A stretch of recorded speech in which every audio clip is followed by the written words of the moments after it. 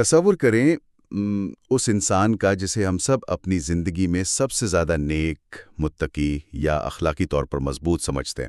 مطلب ایک ایسا شخص جس کا ہر کام بالکل اصولوں کے سانچے میں ڈھلا ہوا لگتا ہے۔ بالکل، ہر کسی کے ذہن میں کوئی نہ کوئی ایسا رول ماڈل ہوتا ہے نا۔ ہاں بالکل ہوتا ہے۔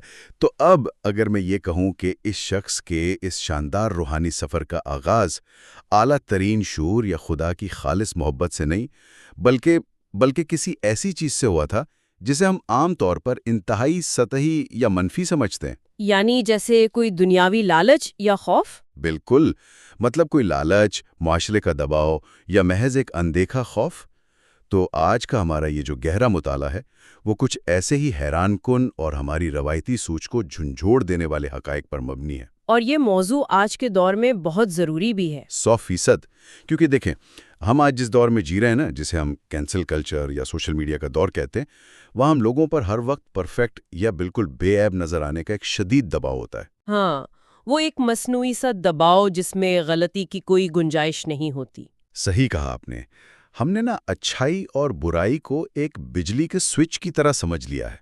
یعنی یا تو ایک انسان مکمل طور پر نیک ہے، مطلب اس کا سوئچ آن ہے، یا پھر وہ مکمل طور پر برا ہے اور اس کا سوئچ آف ہے۔ یہ ایک بہت ہی خطرناک مگر بہت عام سوچ ہے، کیونکہ انسانی فطرت دراصل پیچیدگیوں سے گھبراتی ہے نا، اس لیے ہم چیزوں کو سیاہ اور سفید کے خانوں میں بانٹ کر دیکھنا پسند کرتے ہیں۔ بالکل، تاکہ فیصلہ کرنے میں آسانی ہو۔ ہاں، تاکہ ہمیں دنیا کو سمجھنے اور لوگوں کے بارے میں فوری رائے قائم کرنے میں آسانی ہو۔ لیکن جب ہم انسانی ذہن، ہماری نفسیات، ہماری روح اور ہمارے کردار کی گہرائیوں میں اترتے ہیں نا، تو یہ سیاہ اور سفید والا یا آن اور آف والا پیمانہ بری طرح ناکام ہو جاتا ہے۔ تو پھر اصل پیمانہ کیا ہے؟ دیکھیں، انسانی اخلاقیات کوئی بنی بنائی پروڈکٹ تو ہے نہیں جو آپ مارکیٹ سے خرید لائیں۔ یہ تو ایک بیج ہے جسے ایک طویل اور کٹھن موسموں کے تسلسل سے گزر کر درخت بننا ہوتا ہے۔ اور یہی وہ مقام ہے جہاں ہماری آج کی جو بنیادی تحریر ہے وہ ساری بحث کو ایک نیا رخ دیتی ہے۔ آج کے اس گہرے مطالعے کے لیے ہمارے پاس جو ماخذ موجود ہے وہ محمد فاروق راشد کی لکھی ہوئی ایک انتہائی فکر انگیز تحریر ہے۔ اور وہ دینی علوم اور انسانی نفسیات کے طالب علم ہیں جو اس تحریر کو خاص بناتا ہے۔ جی بالکل، اور ان کی اس تحریر کا عنوان ہے تقویٰ کے ارتقائی مراحل۔ اس تحریر نے نیکی، پرہیزگاری یا جسے ہم تقویٰ کہتے ہیں، اس کے بارے میں ہمارے اس فوری آن اور آف سوئچ والے تصور کو بالکل جڑ سے اکھاڑ دیا ہے۔ صحیح بات ہے۔ تو اس گہرے مطالعے کا بنیادی مقصد یہ سمجھنا ہے کہ تقویٰ کوئی ایسی حتمی منزل نہیں جو بس راتوں رات کسی پر نازل ہو جائے، بلکہ یہ ایک انتہائی طویل، بتدریج اور گہرا نفسیاتی ارتقاء کا سفر ہے۔ چلیں اس کو ذرا تفصیل سے سمجھتے ہیں۔ ضرور، اور اس تحریر کی سب سے بڑی خوبی یہ ہے کہ یہ تقویٰ کو محض ایک روایتی، خشک یا مذہبی زاویہ تک محدود نہیں رکھتی۔ مصنف نے اس میں انسانی نفسیات کے پیچیدہ پہلوؤں کو بڑی مہارت سے بنا ہے۔ مطلب انہوں نے مذہب اور سائنس کو جوڑا ہے۔ بالکل، اخلاقی شعور کی پختگی کو ایک جامد کیفیت یا رکی ہوئی چیز کے بجائے ایک مسلسل جاری رہنے والے عمل کے طور پر پیش کیا گیا ہے۔ مطلب اس میں اس بات کی گہری چیر پھاڑ کی گئی ہے کہ ایک انسان کے اندر حقیقی تبدیلی دراصل جنم کیسے لیتی ہے۔ یعنی وہ ماحول سے کیسے سیکھتا ہے؟ ہاں، وہ اپنے ماحول سے کیسے سیکھتا ہے، اس کے قدم کیسے ڈگمگاتے ہیں، وہ کیسے گہری خائیوں میں گرتا ہے، اور سب سے اہم بات، وہ وہاں سے واپس کیسے کھڑا ہوتا ہے۔ ارے واہ! اور اس پورے سفر کا جو آغاز مصنف نے بیان کیا ہے نا، وہ سب سے زیادہ چونکا دینے والا حصہ ہے۔ ہاں، وہ ابتدائی محرکات والی بات۔ جی، کیونکہ جیسا کہ میں نے شروع میں ذکر کیا، ہم تو عام طور پر یہی فرض کر لیتے ہیں کہ ایک پرہیزگار انسان وہ ہے جو شاید پیدا ہی فرشتہ صفت ہوا ہو۔ ہم سوچتے ہیں کہ تقویٰ کی ابتدا اس وقت ہوتی ہے جب انسان کا دل اچانک ایک دن خالص محبت سے بھر جاتا ہے۔ لیکن ایسا ہوتا نہیں ہے عام طور پر۔ بالکل نہیں ہوتا۔ محمد فاروق راشد کی تحریر کے مطابق یہ سفر حیرت انگیز طور پر خالص محبت سے شروع نہیں ہوتا۔ مصنف کے مطابق تقویٰ کے اس ارتقائی سفر کا پہلا مرحلہ تب شروع ہوتا ہے جب انسان کسی بھی وجہ سے نیکی کی طرف مائل ہو۔ اور وہ وجوہات کیا ہوتی ہیں؟ وہ وجوہات بظاہر انتہائی کمزور، سطحی اور بیرونی ہوتی ہیں، جیسے کہ جہنم کا خوف ہو گیا، جنت کا لالچ، معاشرے کا شدید دباؤ، یا محض کسی بزرگ کی ڈانٹ یا نصیحت۔ یہاں جو بات سب سے زیادہ دلچسپ ہے وہ یہ ہے کہ ہم اپنی عام زندگی میں خوف یا لالچ کو انتہائی منفی جذبات تصور کرتے ہیں نا، ہم انہیں خود غرضی کی علامت سمجھتے ہیں۔ بالکل، ہم تو انہیں بری صفات مانتے ہیں۔ ہاں، لیکن اگر ہم اسے نیورو بایولوجی اور انسانی نفسیات کے نقطہ نظر سے دیکھیں تو یہ بظاہر منفی لگنے والے ابتدائی محرکات انسان کو ایک بہتر راستے پر لانے کے لیے ایک انتہائی ضروری دروازے کا کام کرتے ہیں۔ دروازے کا کام؟ وہ کیسے؟ دیکھیں، انسان کا دماغ فطرتاً تبدیلی سے خوفزدہ رہتا ہے۔ ہمارا ذہن اپنی توانائی بچانے کے لیے پرانی اور مانوس عادتوں سے چمٹا رہنا چاہتا ہے۔ تو کسی بھی پرانی اور آرام دہ عادت کو توڑنے اور ایک نئی کٹھن راہ پر چلنے کے لیے انسان کے اندرونی ارادے سے زیادہ ایک بہت مضبوط بیرونی دھکے کی ضرورت ہوتی ہے۔ اچھا، تو مطلب وہ دھکا یہ خوف یا لالچ فراہم کرتے ہیں؟ بالکل، وہ دھکا یہ خوف، معاشرتی دباؤ یا کسی انعام کی امید فراہم کرتے ہیں۔ اس کا مطلب تو یہ ہوا کہ شروع میں یہ عمل خالصتاً مشینی ہوتا ہے، یعنی انسان کا دل شاید اس نیکی میں نہیں لگ رہا ہوتا، لیکن وہ صرف کسی خطرے سے بچنے یا کسی فائدے کے لیے وہ کام کر رہا ہوتا ہے۔ 100% ایسا ہی ہے۔ انسانی دماغ کا وہ حصہ جو جذبات اور خوف کو کنٹرول کرتا ہے نا، جسے سائنس میں ہم ایمگڈالا کہتے ہیں، وہ خطرے کی گھنٹی بجاتا ہے۔ تو انسان ایک دم سے ڈر جاتا ہے۔ ہاں، انسان ڈر کے مارے یا لالچ میں آ کر ایک کام شروع کر دیتا ہے۔ لیکن پتہ ہے ہوتا کیا ہے؟ جب انسان ان بیرونی محرکات کی وجہ سے بار بار نیکی کے اعمال اختیار کرتا ہے تو آہستہ آہستہ اس کا ذہن اس نئے روٹین کا عادی ہونے لگتا ہے۔ اور میرا خیال میں سائنس کی زبان میں اسے نیوروپلاسٹیسٹی کہتے ہیں۔ بالکل درست، نیورو پلاسٹیسٹی۔ یہ بالکل ایسے ہے جیسے ذہن کے اندر ایک نیا راستہ تراشا جا رہا ہو۔ بار بار ایک ہی کام کرنے سے دماغ کے نیورل کنیکشنز مضبوط ہو جاتے ہیں۔ دماغ کو اس کام کو کرنے کے لیے جو شروع میں بہت زیادہ توانائی اور شعوری کوشش چاہیے تھی نا، وہ کم ہونے لگتی ہے۔ یعنی وہ کام آسان ہونے لگتا ہے۔ جی، یہ بار بار کا مشینی عمل جسے ہم شروع میں محض ایک لالچ یا خوف سمجھ رہے تھے، وہ ایک مستقل عادت میں بدل جاتا ہے، اور پھر آہستہ آہستہ یہ عادت انسان کے لاشعور میں اتر کر ایک پختہ اخلاقی شعور کی شکل اختیار کر لیتی ہے۔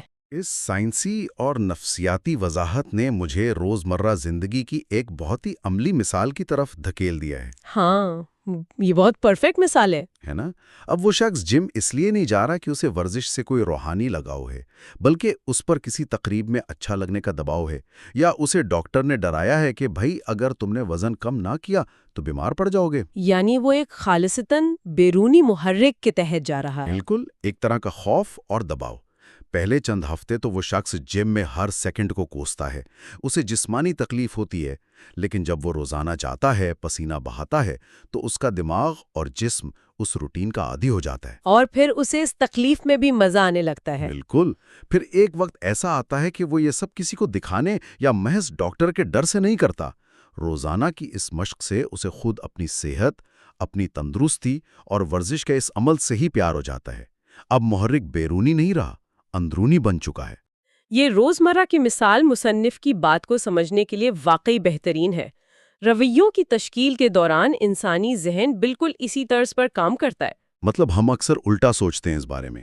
ہاں، ہم اکثر سوچتے ہیں کہ پہلے انسان کا دل صاف ہونا چاہیے، پھر اس کے اعمال ٹھیک ہوں گے، لیکن نفسیات ہمیں بتاتی ہے کہ عمل اکثر پہلے آتا ہے اور احساس اس عمل کی پیروی کرتے ہوئے بعد میں پیدا ہوتا ہے۔ یہ تو بہت گہری بات ہے۔ بالکل، جب انسان تقوی کے راستے پر اپنا پہلا قدم محض دوزخ کے خوف یا معاشرے کی نظروں میں اچھا بننے کی امید کے تحت اٹھاتا ہے نا، تو وہ دراصل اپنے ذہن کو ایک نئے اور مثبت طرز عمل کا عادی بنا رہا ہوتا ہے۔ تو جیسے جیسے یہ عادت پختہ ہوتی ہے، دماغ کے لیے وہ کام آسان ہو جاتا ہے۔ جی، وہ سطحی محرکات پیچھے چھوٹ جاتے ہیں اور ایک گہرا اخلاقی شعور ان کی جگہ لے لیتا ہے۔ مصنف اسی تبدیلی کو تقوی کا پہلا ارتقائی مرحلہ قرار دیتے ہیں۔ اچھا، یہ سب سن کر ایک بہت ہی منطقی اور چپتا ہوا سوال ذہن میں ابھرتا ہے۔ وہ کیا؟ دیکھیں، اگر ذہن نے ایک بار نیوروپلاسٹیسٹی کے ذریعے ایک پگڈنڈی بنا لی ہے، وہ عمل انسان کی فطرت کا حصہ بن چکا ہے، عادت پختہ ہو گئی ہے، تو پھر انسان اس راستے سے بھٹکتا کیوں ہے؟ یہ ایک بہت اہم سوال ہے۔ کیا بنی بنائی پگڈنڈی اچانک غائب ہو جاتی ہے؟ ہم تو دیکھتے ہیں نا کہ اچھے بھلے انتہائی نیک سمجھے جانے والے لوگ بھی اچانک کسی بڑی اخلاقی گراوٹ کا شکار ہو جاتے ہیں۔ اگر ایک بار اندرونی شعور بیدار ہو گیا تھا تو کیا اسے ہمیشہ کے لیے قائم نہیں رہنا چاہیے؟ بالکل، اور یہی سوال ہمیں مصنف کے بیان کردہ دوسرے مرحلے کی طرف لے جاتا ہے، جسے انہوں نے غفلت کا پتھر یا بدبختی کہا ہے۔ غفلت کا پتھر، یہ کیا ہوتا ہے؟ تقویٰ کے سفر کا یہ دوسرا مرحلہ بلا شبہ سب سے زیادہ تکلیف دہ لیکن انسانی نفسیات کے اعتبار سے سب سے زیادہ حقیقت پسندانہ مرحلہ ہے۔ مصنف لکھتے ہیں کہ اس سفر میں ایک ایسا مقام بھی آتا ہے جب انسان اس اندرونی شعور کی نعمت سے محروم ہو جاتا ہے۔ لیکن یہ محرومی ایک دم سے تو نہیں آتی ہوگی؟ نہیں، یہ محرومی کوئی حادثہ نہیں ہوتی جو راتوں رات پیش آ جائے۔ یہ ماحول کے مسلسل اثرات، غلط صحبت اور روزمرہ کی چھوٹی چھوٹی غفلتوں کا نتیجہ ہوتی ہے جو دل اور ذہن کو رفتہ رفتہ بے حس بنا دیتی ہے۔ اور اسی لیے انہوں نے پتھر کی تشبیہ استعمال کی۔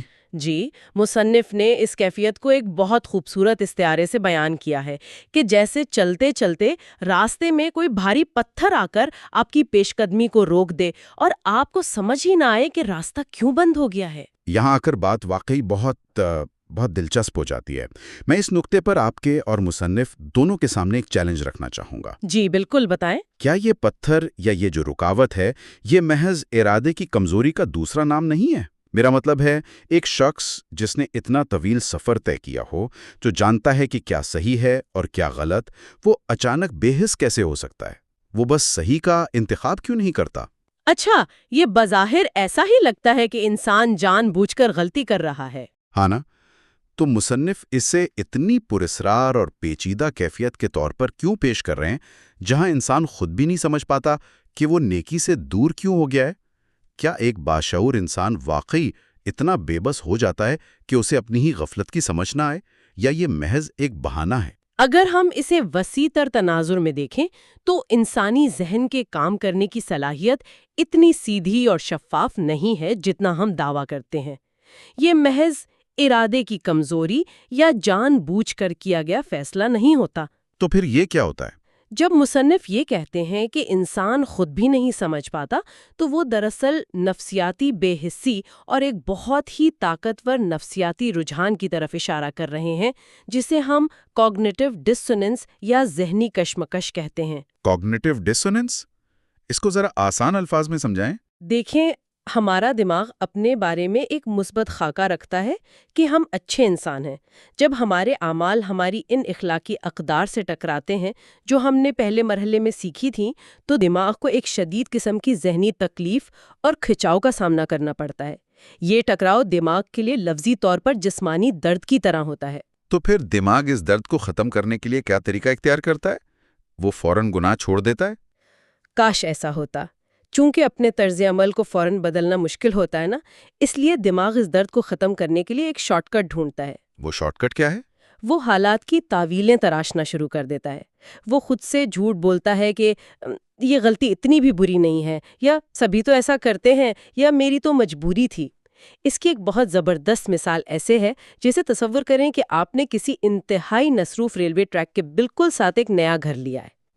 ریلوے ٹریک کے پاس تو وہاں تو بہت شور ہوگا۔ بالکل، پہلے چند دن یا ہفتے جب بھی رات کو وہاں سے مال گاڑی گزرتی ہے، اس کا شور آپ کے لیے ناقابل برداشت ہوتا ہے۔ آپ کی نیند ٹوٹ جاتی ہے، آپ کو شدید کوفت ہوتی ہے۔ لیکن چند مہینوں بعد کیا ہوتا ہے؟ انسان عادی ہو جاتا ہے۔ ٹرین وہیں ہوتی ہے، شور کا لیول بھی بالکل وہی ہوتا ہے، لیکن آپ کا ذہن اس آواز کو اہمیت دینا بند کر دیتا ہے۔ وہ اس شور کو فلٹر آؤٹ کر دیتا ہے۔ آپ گہری نیند سوتے رہتے ہیں جیسے کچھ ہوا ہی نہ ہو۔ گناہوں اور مستقل غفلت کے معاملے میں بھی ذہن بالکل یہی تکنیک استعمال کرتا ہے۔ یہ ریلوے ٹریک والی مثال اس پورے تصور کو شیشے کی طرح صاف کر دیتی ہے۔ یعنی ٹرین کا شور وہ گناہ یا وہ غفلت ہے جو شروع میں انسان کی روح کو بے چین کرتا تھا، لیکن مسلسل غفلت سے دماغ نے ایک نفسیاتی بے حسی پیدا کر لی، جسے آپ آڈیٹری ایپتھی بھی کہہ سکتے ہیں۔ بالکل، ٹرین اب بھی گزر رہی ہے لیکن ضمیر نے سننا بند کر دیا ہے، اور یہی وہ غفلت کا پتھر ہے جس کا ذکر مصنف نے کیا ہے۔ یہ پتھر کہیں باہر سے نہیں گرا، یہ دراصل وہ نفسیاتی فلٹر ہے جو انسان نے اپنے ہی ذہن کو دھوکہ دینے کے لیے خود اپنے راستے میں کھڑا کر دیا ہے۔ آپ نے اس نکتے کو بالکل درست پکڑا ہے۔ مسلسل غفلت سے پیدا ہونے والی یہ بے حسی انسان کو اس مقام پر لے آتی ہے جہاں اسے اپنی خرابی کا احساس ہی نہیں ہوتا۔ وہ سمجھتا ہے کہ اس کا روحانی سفر جاری ہے، جبکہ حقیقت میں وہ اس پتھر کے پیچھے کھڑا بس قدم تال کر رہا ہوتا ہے۔ یہ تو بہت خوفناک کیفیت ہے۔ لیکن اس تحریر کی گہرائی یہیں پر ختم نہیں ہوتی۔ مصنف بتاتے ہیں کہ اسی کیفیت کو پہچاننا، کسی لمحے ٹھہر کر اپنے اندر جھانکنا اور اس بات کا ادراک کرنا کہ میں بے حس ہو چکا ہوں، یہی ادراک اصلاح کی طرف پہلا قدم بنتا ہے۔ مطلب اعتراف کرنا پہلا قدم ہے۔ جی، کیونکہ جب تک آپ اس حقیقت کو تسلیم نہیں کریں گے کہ راستہ بند ہو چکا ہے اور ٹرین کا شور ابھی بھی موجود ہے، تب تک آپ اس پتھر کو ہٹانے کی کوشش کا آغاز کیسے کریں گے؟ یہ تو ایک طرح سے اپنی ذات کے سامنے ننگا ہونے اور اپنے ساتھ انتہائی ظالمانہ حد تک ایمانداری کا تقاضا ہے، اور یہ ماننا کہ ہاں مجھ سے غلطی ہوئی ہے، میں بھٹک گیا ہوں اور میں نے خود کو دھوکہ دیا ہے۔ یہ دنیا کا مشکل ترین کام ہے۔ بالکل، کیونکہ انسان کی انا، اس کا ایگو، اس اعتراف میں سب سے بڑی دیوار ہوتا ہے۔ لیکن چلیں فرض کرتے ہیں کہ ایک انسان کو کسی بھی واقعے کی وجہ سے یہ ٹھوکر لگی، اسے یہ تکلیف دہ احساس ہو گیا کہ اس کے دل پر غفلت کا پردہ آ گیا ہے، تو اس سب کا اصل مطلب کیا ہے؟ مطلب آپ پوچھنا چاہ رہے ہیں کہ آگے کیا ہوگا؟ ہاں، جب انسان کو اپنی غفلت کا احساس ہو جاتا ہے تو وہ اس پتھر کو توڑتا کیسے ہے؟ یہ سوال ہمیں اس ارتقائی سفر کے تیسرے اور سب سے کٹھن مرحلے میں داخل کرتا ہے۔ کیا محض احساس جرم وہ واحد چیز ہے جو اس پتھر کو توڑے گی؟ دیکھیں، احساس جرم ایک ابتدائی چنگاری تو ہو سکتا ہے، لیکن یہ وہ ہتھوڑا نہیں ہے جو اس پتھر کو توڑ سکے۔ یہ تیسرا مرحلہ درست راہ کی طرف مرحلہ وار اور شعوری واپسی کا ہے۔ یعنی یہ سفر بھی آسان نہیں ہے۔ اور جیسا کہ مصنف نے بغیر کسی لگی لپٹے کے واضح کیا ہے، یہ واپسی کا سفر قطعی طور پر آسان نہیں ہے۔ اب انسان کا مقابلہ صرف بیرونی دنیا سے نہیں ہے، بلکہ اسے اپنے اس نفس، اپنی اس انا اور ان پرانی عادات سے ایک جنگ لڑنی پڑتی ہے جو اس بے حسی کے دوران اس کے وجود کا حصہ بن چکی تھیں۔ وہ جو نیورل کنیکشنز بن گئے تھے غلط عادات کے۔ بالکل، ان نیورل کنیکشنز کو توڑنا پڑتا ہے جو غفلت نے بنا دیے تھے۔ لیکن اسی مرحلے میں انسانیت کی سب سے بڑی امید بھی پوشیدہ ہے۔ وہ امید کس شکل میں سامنے آتی ہے؟ مصنف اسے اسلامی تعلیمات کے حوالے سے جوڑتے ہوئے یاد دلاتے ہیں کہ خدا کی رحمت انتہائی وسیع ہے اور توبہ یعنی مکمل شعور کے ساتھ واپس پلٹنے کا دروازہ کبھی بند نہیں ہوتا۔ یہ تو ایک بہت ہی خوبصورت اور تسلی بخش بات ہے۔ اور اگر ہم اسے نفسیاتی اور اعصابی زاویے سے بھی دیکھیں نا، تو جب انسان اپنی انا کو مار کر اپنی کمزوری کو تسلیم کرتا ہے تو وہ دراصل اپنے ذہن کو ایک نیا صدمہ دے رہا ہوتا ہے جو ان پرانے فلٹرز کو توڑ دیتا ہے۔ یعنی وہ اس ریلوے ٹریک والے شور کو دوبارہ سننے کی ہمت پیدا کرتا ہے۔ جی، اپنی کمزوری کو تسلیم کرنا اور اس سے سیکھنا انسان کے اندر ایک ایسی زبردست لچک اور نئی قوت پیدا کرتا ہے جو پہلے کبھی یعنی تقویٰ کی اس ابتدائی دور میں بھی اس کے پاس نہیں تھی۔ وہ اب ایک نیا انسان بن کر ابھرتا ہے۔ اس ساری بات نے تو کامیابی اور ناکامی کے ہمارے روایتی تصور کو ہی الٹ دیا ہے۔ اس کا مطلب تو یہ ہے کہ اصل روحانی کامیابی یا تقویٰ اس بات میں ہے ہی نہیں کہ آپ کبھی زندگی میں نہ گریں۔ بالکل، گرنا تو ارتقاء کا حصہ ہے۔ کیونکہ ارتقاء کے اس عمل کو دیکھتے ہوئے تو گرنا، بھٹکنا اور غفلت کا شکار ہونا انسانی سفر کا ایک لازمی حصہ معلوم ہوتا ہے۔ اصل کامیابی اس بات میں ہے کہ انسان گر کر، بے حس ہو کر، پھر سے اس بے حسی کو توڑے، دوبارہ کھڑا ہو، اپنی خاک جھاڑے اور پچھلی بار سے زیادہ مضبوطی کے ساتھ چلنا شروع کر دے۔ اور یہ کتنا طاقتور پیغام ہے نا؟ یہ نظریہ آج کے انسان کو کس قدر زبردست امید دلاتا ہے۔ یہ ہمیں اس اذیتناک دباؤ سے مکمل طور پر آزاد کر دیتا ہے کہ آپ کو ہمیشہ کامل اور بے عیب رہنا ہے۔ یہاں ایک اہم سوال پیدا ہوتا ہے جس پر ہمیں لازمی غور کرنا چاہیے۔ کیا وہ شخص جو گرنے، غفلت کا شکار ہونے اور پھر توبہ کر کے واپس لوٹنے کے بعد دوبارہ اسی راستے پر کھڑا ہے، کیا وہ وہی پرانا شخص ہے جو اس راستے کے آغاز پر کھڑا تھا؟ ظاہر ہے اس کا تجربہ تو مختلف ہو چکا ہے۔ تجربہ مختلف ہونے کے ساتھ ساتھ اس کا وجود بھی بدل چکا ہے۔ ارتقاء کا یہ سارا تکلیف دہ عمل، جس میں وہ شخص خوف اور لالچ سے شروع ہو کر غفلت کے اندھیروں ٹھگ گیا، وہاں اس نے اپنی ہی کمزوری کا کرب اور دکھ جھیلا اور پھر ایک شعوری جان توڑ کوشش سے واپس لوٹا۔ یہ سارا پروسیس انسان کو ایک بالکل نئے اخلاقی مقام پر لا کھڑا کرتا ہے۔ تو اب اس کا محرک کیا ہوتا ہے؟ اب اس مرحلے پر آ کر اس کا تقویٰ محض دوزخ کے خوف یا جنت کے لالچ پر مبنی نہیں ہوتا، وہ دور تو کب کا گزر گیا۔ اب اس کا تقویٰ محبت، گہرے شعور اور خالص خلوص کی بنیاد پر کھڑا ہوتا ہے۔ کیونکہ اس نے دونوں پہلو دیکھ لیے ہیں۔ بالکل، اس نے برائی کی کھائی کو اندر سے دیکھا ہے، اس نے بے حسی کے زہر کو چکھا ہے، اس لیے وہ اب اچھائی اور روشنی کی قدر بہت زیادہ جانتا ہے۔ یہ کوئی جامد کیفیت نہیں ہے کہ آپ نے ایک بار حاصل کر لی اور اب آپ ساری زندگی صوفی بنے بیٹھے رہیں گے۔ تقویٰ گر کر سنبھلنے اور ہر بار سنبھل کر پہلے سے زیادہ گہرا اور مضبوط ہونے کا نام ہے۔ یہ بات آج کے دور میں ہم سب کے لیے ایک لائف لائن کی طرح ہے۔ جیسا کہ ہم نے پروگرام کے شروع میں ذکر کیا تھا نا کہ ہم جس ڈیجیٹل دور اور کینسل کلچر میں جی رہے ہیں، وہاں معاشرے نے ہم پر پرفیکٹ ہونے کا ایک ناقابل برداشت دباؤ ڈال رکھا ہے۔ ہاں، ہر کوئی بس جج کرنے کے لیے تیار بیٹھا ہے۔ بالکل، ہم ہر وقت اس خوف میں رہتے ہیں کہ اگر ہم سے ذرا سی بھی غلطی ہو گئی یا ہمارا کوئی کمزور لمحہ سامنے آ گیا تو ہمارا سارا وجود، ہماری ساری اچھائی منسوخ کر دی جائے گی۔ ہم سمجھ بیٹھے ہیں کہ اخلاقیات بس ایک سیدھی لکیر ہے، جو کہ حقیقت سے بہت دور ہے۔ لیکن آج کا یہ جو گہرا مطالعہ ہے، یہ ہمیں اس خام خیالی، اس خوف اور اس مصنوعی دباؤ سے آزاد کرتا ہے۔ یہ ہمیں سمجھاتا ہے کہ روحانی اور اخلاقی نشوونما میں اتار چڑھاؤ آنا، غفلت کا شکار ہونا نہ صرف فطری بات ہے بلکہ یہ اس ارتقاء کے لیے انتہائی ضروری ہے۔ بالکل صحیح کہا آپ نے۔ اور جب ہم غلطی کر کے اس پر نادم ہوتے ہیں اور اس ریلوے ٹریک والے شور کو دوبارہ سننے کی ہمت پیدا کرتے ہیں نا، تو یہ کوشش ہمیں نفسیاتی اور روحانی طور پر ایک کھوکھلے نیک انسان سے ایک گہرے اور مضبوط انسان میں بدل دیتی ہے۔ دیکھیں، یہ مطالعہ دراصل ہمیں انسانی فطرت کو اس کی پوری سچائی، اس کی تمام تر کمزوریوں اور اس کی تمام تر خوبصورتی کے ساتھ قبول کرنے کی دعوت دیتا ہے۔ یہ ہمیں بتاتا ہے کہ کوئی بھی بامعنی ارتقاء یکدم یا کسی جادو کی چھڑی سے نہیں ہوتا۔ اس میں وقت لگتا ہے۔ جی، وقت لگتا ہے، قدم قدم پر ٹھوکریں لگتی ہیں، ذہن اور روح کی جنگ ہوتی ہے اور بار بار کی کوشش درکار ہوتی ہے۔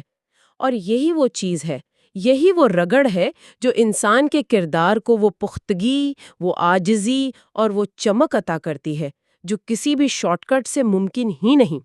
اور اس انتہائی شاندار گفتگو کو سمیٹتے ہوئے میرے ذہن میں خیال بار بار دستک دے رہا ہے جو مصنف کے ان تصورات کو ایک بالکل نئی وسعت دیتا ہے۔ وہ خیال کیا ہے؟ ذرا ہم سب مل کر اس پر غور کریں۔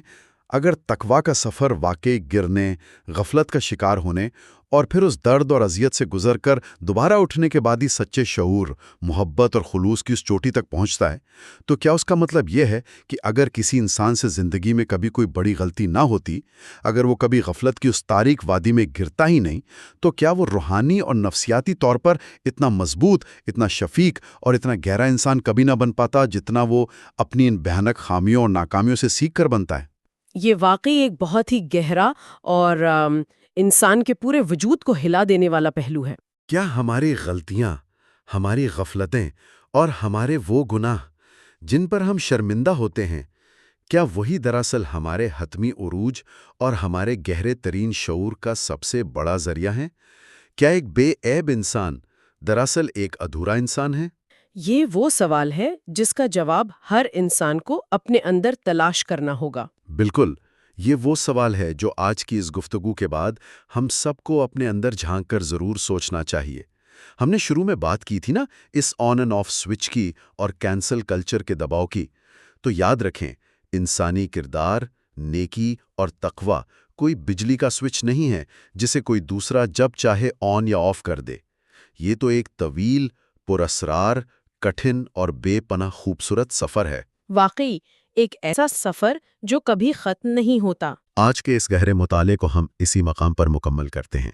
سوچتے رہیے، اپنی غلطیوں سے سیکھتے رہیے اور سب سے بڑھ کر اپنے ارتقائی سفر کو کبھی رکنے نہ دیجیے۔